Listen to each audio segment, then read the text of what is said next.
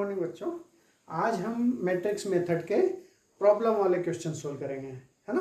तो मैं आपको इक्वेशन बनाना बताता हूँ कि किस टाइप से इनकी इक्वेशन बनेगी। मैं क्वेश्चन पढ़ता हूँ और आप समझना कि किस टाइप से इनको सोल्व करते हैं। इक्वेशन में मैं पढ़ रहा हूँ, ये 2014 में आया हुआ क्वेश्चन है और आप समझना इसमें कि two factories decided to award their employees for 3 values of, है ना। टू फैक्ट्री डिसाइड करती है अपने एम्प्लॉयज़ को कुछ अवार्ड देने के लिए, जिसमें से फर्स्ट अवार्ड होता है adaptable to new techniques, new techniques वाले को।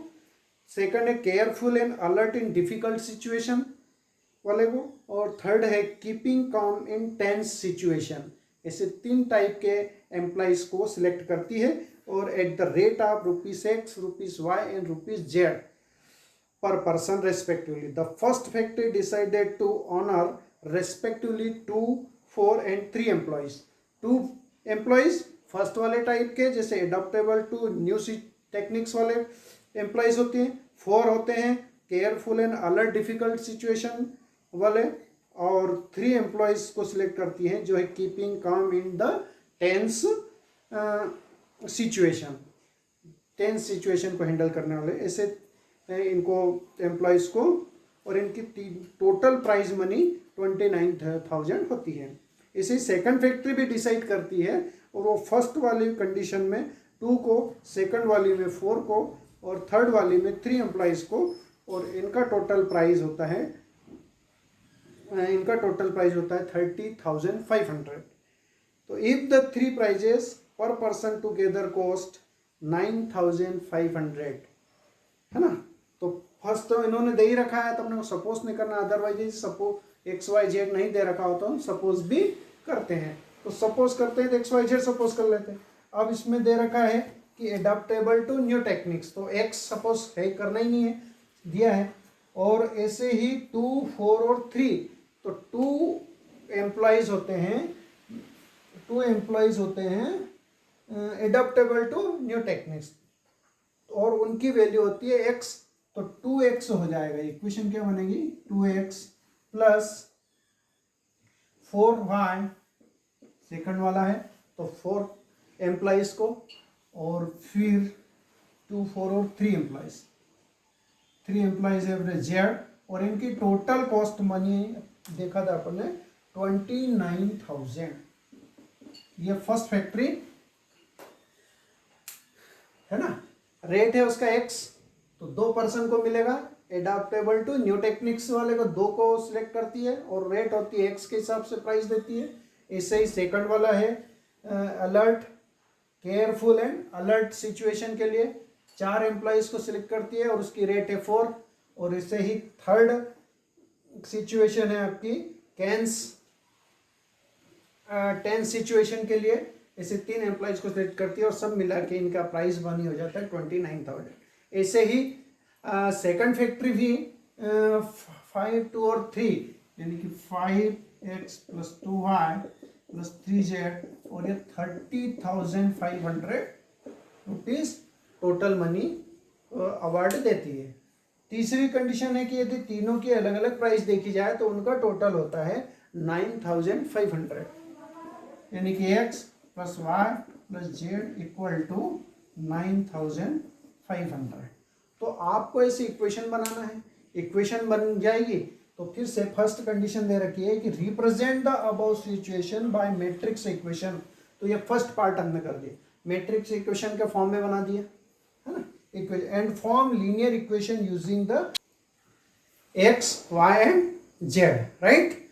तो ये इक्वेशन बन जाती है। सेकंड इक्वेशन पूछी कि उन्होंने किसको मैट्रिक्स के फॉर्म में बना, तो 2, 4, 3, 2, 4, 3, 5, 2, 3 और 1, 1, 1, ये मैट्रिक्स के फॉर्म में बना दिया हमने। मल्टीप्लिकेशन लिखा है उन्होंने XYZ, और इसको 29,000, 30,500 और 9,500, और इस इक्वेशन को आप मैट्रिक्स मेथड से सोल्व कर सकते हैं। तो मैंने इक्वेशन बनाना बता दिया है।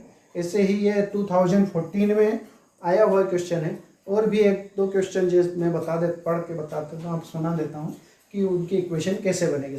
ये आप नोट कर ले, इसकी इक्वेशन आपको बनाना बनाना सिखा दिया है, अब आप इसको सॉल्व वैसे ही कर सकते हैं, राइट। सेकंड, नेक्स्ट क्वेश्चन है, ये भी 2013 में आया हुआ है। The school wants to award its students for the values, है ना। स्टूडेंट्स को देती हैं किस किस वैल्यू के लिए? वैल्यूज ऑफ ऑनेस्टी, जो ऑनेस्ट है पूरा स्कूल में, और ऑनेस्टी पर्सन को, रेगुलरिटी वाले स्कूल को जो रेगुलर आते हैं बच्चे उनको अटेंडेंस के अकॉर्डिंग, और वैल्यू ऑफ हार्ड वर्क जो हार्ड वर्क करते हैं स्टूडेंट उनके लिए।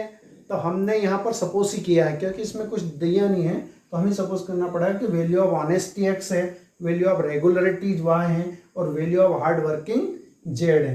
तीनों का टोटल दे रखा है उन्होंने कि honesty, regularity and hard working with A total cash money 6000, right.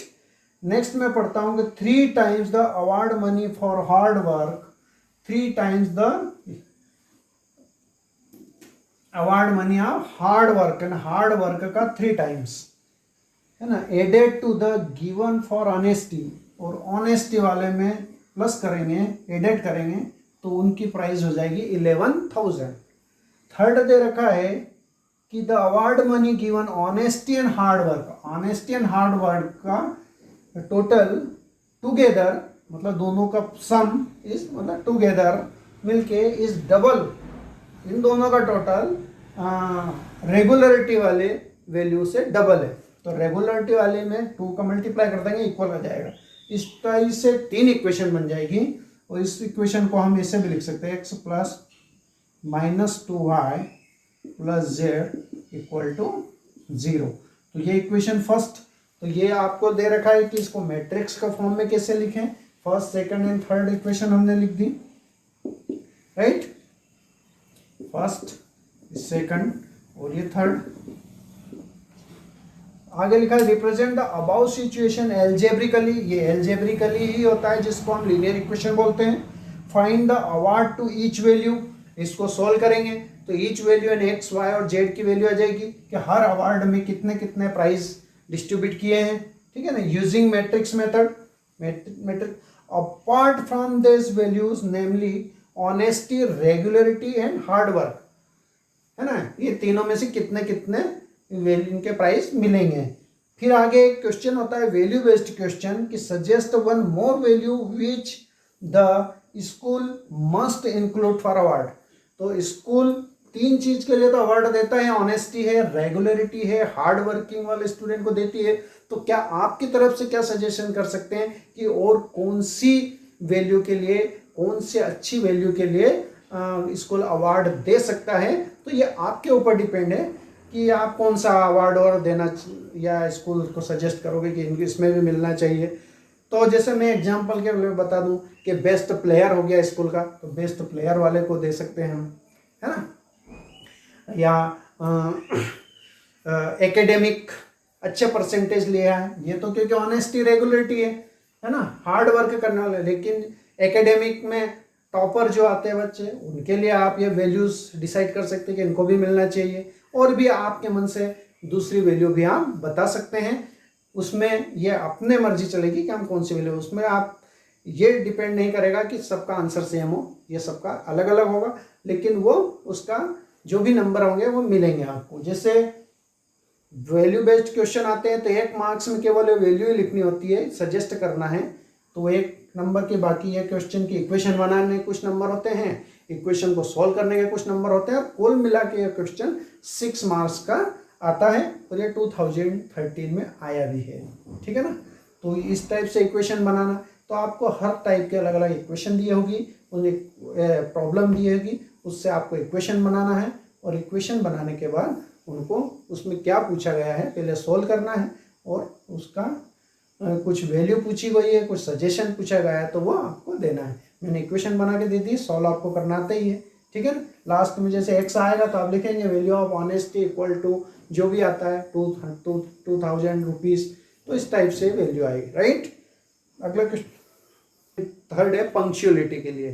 जैसे अपन ने अगले वाले क्वेश्चन में, पिछले वाले क्वेश्चन में पढ़ा था कि आप और कौन कौन सी वैल्यू सजेस्ट कर सकते थे, 3 वैल्यू हो रही, इनमें भी आप सजेस्ट कर सकते हो। P wants to award x, y and z each of 3 respectively values 3, 2, 1. तो 3 स्टूडेंट, 2 स्टूडेंट और 1 स्टूडेंट के लिए तीनों वैल्यूज के लिए 1600 रुपीज डिसाइड करता है। और क्यू वाला 4 स्टूडेंट को फर्स्ट वाली वैल्यू के लिए, 1 स्टूडेंट को सेकंड वाली वैल्यू के लिए और 3 स्टूडेंट को थर्ड वैल्यू के लिए 2300 रुपीज डिसाइड करता है। और तीनों का टोटल हर वैल्यू का ईच वैल्यू का सम होता है 9 कर सकते हैं, है ना। और तीनों वैल्यू आप x और y और z की निकाल सकते हैं। तो है ऐसे ही इक्वेशन बनाना है, प्रॉब्लम दे रखी है, इक्वेशन बनाना है, इक्वेशन बना के उसको सॉल्व करना है, ठीक है ना। इक्वेशन सही बनना चाहिए तो आंसर सही आएगा लास्ट तक, है ना। क्योंकि बहुत इसमें कुछ भी थोड़ा सा प्लस माइनस का या कुछ चेंज हो गया तो आपका आंसर पूरा कुछ भी आंसर आ सकता है ना, रॉन्ग आंसर। तो इसको सिस्टमेटिकली सही इक्वेशन बना और सॉल्व करेंगे तो आंसर आ जाए। क्योंकि इसके बाद आपको मैट्रिक्स बनाना है, मैट्रिक्स से फिर एडजॉइंट निकालना है, उसमें माइनस प्लस की मिस्टेक नहीं होना चाहिए, डिटरमिनेंट निकालना है ना, इन्वर्स मैट्रिक्स वन निकालना है और लास्ट में एक्स और वाई और जेड की वैल्यू निकालना है, ठीक है बेटा। तो इससे में क्वेश्चन आप बहुत सारे क्वेश्चन इस टाइप से आपकी बुक में दे रखे हैं तो उनको सोल्व करें, है ना। और उनकी इक्वेशन बनाना सीखें। इक्वेशन बनाना सीख गए तो आपको इक्वेशन सोल्व करना तो ऑलरेडी आता ही है। तो मैं चाहता हूं कि आप इस टाइप के बहुत सारे क्वेश्चन किए कि ये चैप्टर काफ़ी इंपॉर्टेंट है, 6 मार्क्स का एक क्वेश्चन इस टाइप का आता ही है, ये फिक्स है कि 6 मार्क्स का एक क्वेश्चन इसमें आना ही है, पक्का है। तो क्यों ना हम इस टाइप के क्वेश्चन को ज़्यादा से ज़्यादा प्रैक्टिस करें ताकि इजीली हम उनकी इक्वेशन बना के सोल्व कर सकें, ठीक है बेटा। आपको ये वीडियो कैसा लगा, आप इसको लाइक करें, कमेंट अवश्य करें कि क्या है, ताकि हम इसमें आगे सुधार कर सकें कि और भी कुछ अच्छा कर सकते हैं, है ना। शेयर करें आपके मित्रों को। जो क्लास अभी तक सब्सक्राइब नहीं किया है तो वो सब्सक्राइब करके बेल आइकन को भी दबा दें ताकि आपको जब भी नया वीडियो हम डालते हैं आपको उसका नोटिफिकेशन मिलता रहेगा। गुड बाय बच्चों।